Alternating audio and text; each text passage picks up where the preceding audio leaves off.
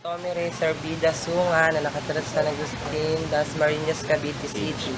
19 years old. Ano pong pinagkakaabalahan niyo sa buhay? Naglilinis ko ng classroom. At saka ano pa pong mga nililinis niyo? Yun lang po. Classrooms lang po talaga. Ano po yun? Assign po ba kayo sa mga ano? Umiikot po ba yun? Opo, Kunyari po ngayong week sa classroom kayo or yun lang po talaga. may assign kayo. So iba po yung mga nag-hardin, iba yung naglilinis. Sila po yung mas maraming ginagawa po sa... So anong pong classroom assign kayo? Diyan po sa JFH. Ano pong ginagawa niyo doon? Nagwawalis po, nagbibilig, Nag-ano? nagbamap, floor wax. Sa CR po. Hindi iba po ang nakadito. Ayun po naisipan magtrabaho dito. Wala lang, kasi po nagsasawa na magtinda. Ano pong Nagtitinda po ako ng banana turon, maha, liko, spaghetti, Saan po kayo nagtitinda? sa Agustin. Yung pagtitinda niyo po noon dati, ano pong masasabi niyo doon na mahirap po ba o madali? Mahirap kasi darang ka sa apoy, magmamalengke ka pa, maglalaki ka pa. Pag uwi mo, iimisin mo pa yung mga pinagkalatan mo.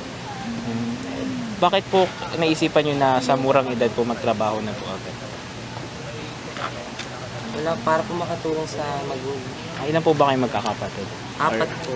4? Yung pang ilang ka po? Bunso po ako. Yung mga kapatid niyo naman po, nasa Nag-asawa na po sila. nag-asawa. Ikaw na lang po yung natira dito. Ako lang. So, nung dati nagtitinda ka, ba't tumigil ka kasi po mahirap? Mas Napapasma po ako. Niyakag lang po ako dito ng isa kong kaibigan. Dito daw po ako mag-apply. Mag-apply po ako dito. Tanggap po. Yung mga kinikita nyo po sa pagtitinda nun, sapat naman po ba yun? Or Kulang. Kasi tubig, kuryente, pagkainan, gatas pa ng pamangkin. yung sa ngayon pong pag-ano nyo dito, pag trabaho nyo dito, sa tingin nyo sapat pa naman po? Sakto. Sakto lang, hindi naman po sa... Kasi nakakabayad na po ng kuryente, tubig. Kasi doon kailangan nagtitinda po ko ng spaghetti sa umaga, sa hapon, turon sa gabi, balot. Pero ngayon po, hindi na kayo nagtitinda Hindi, talaga. balot na lang. Pag uwi ako ng niluluto na po ng nanay ko yung balot. Ano po yung ginagawa nyo pag uwi? Kwento nyo po. Pagkatas nyo mag-duty dito, ano pong... Maglilinis ng bahay, lilinisan yung pamangkin, susuotan na pampers, mag-iigib. Tapos po, nagtitinda po kayo ng balot. Kwento nyo po yung sa pagtitinda nyo ng Yung balot. balot, naglalakad po ako doon papunta po doon sa bilyaran, doon lang po ako titigil. Titinda kayong balot sa Bilyara. Nag-alok-alok. Okay po. So yung masasabi nyo sa pag-work nyo po dito sa sa Lasal Dasma, masasabi nyo naman pong masaya naman po kayo sa ginagawa nyo. Ano pa po? Na pagkadating mo madumi, kahit nakikita na nila ako, tinutuloy pa rin nila yung tapon-tapon. Parang nangaasar sila yung dudumi imbes na itapon sa tamang basurahan. Doon pa talaga nila itatapon kahit nakikita nila.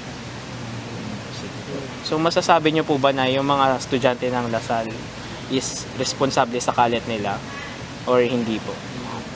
Ano po yun?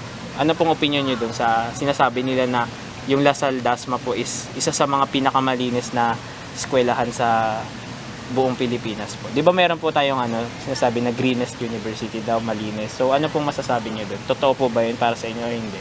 Totoo naman po, yung mga estudyante lang po talaga ang So ano po yung masasabi nyo problema lang sa... Kaya may estudyante kasi imbes na ikumin nila yung kalat, kinakalat po yun. So sa tingin nyo po, paano po masolusyonan yung mga ganong problema? Alam ko po nandyan po yung mga janitor para po tumulong. Pero ano po yung magagawa ng mga estudyante para mapanatili pong malinis yung... Dapat pagka yung alam nila may kalat sila, itapon na lang sa tamang basura. Ano pa po? Magbago sila ngayong 2016, dapat itapon na nila yung basura nila sa tamang basura.